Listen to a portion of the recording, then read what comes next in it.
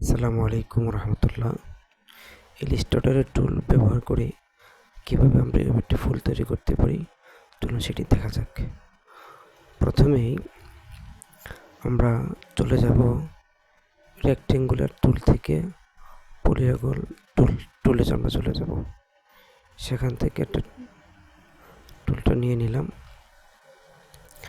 Alter shift button tape ধরে চতুর্পাশ সমান রেখে তুলে নিলাম। এখানে আমরা একটি গ্রেডিয়েন্ট কালার ব্যবহার করছি। আপনারা যে কোনো কালার ব্যবহার করতে পারেন, সমস্যা নেই।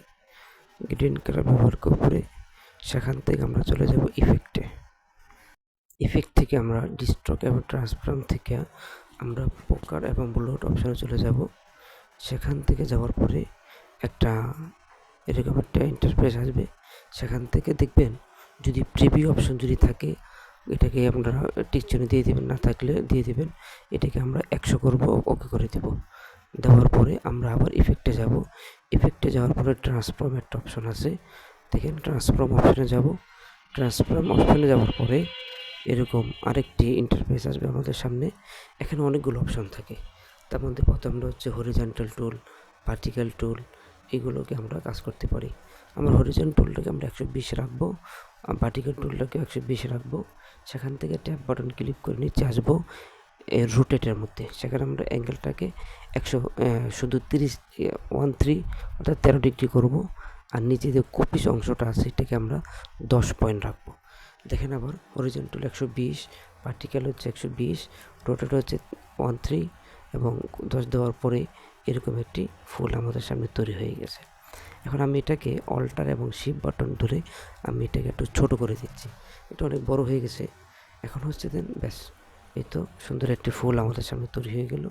এখন আমি এখানে গ্রেডিয়েন্টের একটা কালার ব্যবহার করছিলাম, সেটা ছিল গোলাপি কালারের মধ্যে। এখান থেকে আপনি ইচ্ছা করলে বিভিন্ন কালার আপনি ব্যবহার করতে পারেন, আপনার কাছে যেটা ভালো লাগে, সবুজ হোক বা অথবা যে কালারটি আপনার কাছে ভালো লাগে। তবে যেটাই মনে রাখবেন, কালারগুলোর ক্ষেত্রে সবসময় হালকা কালার ব্যবহার করাটা সৌন্দর্য।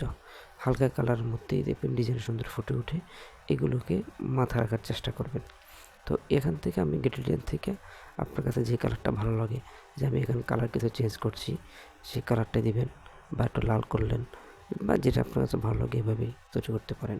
সুতরাং আমরা ইলাস্ট্রেটরের মাধ্যমেই এরকম সুন্দর সুন্দর ফুল অফ ইফেক্ট আমরা তৈরি করতে পারি, যেগুলো আমাদের নিত্যনৈতিক ডিজাইনের ক্ষেত্রে আমাদের কাজে আসতে পারে।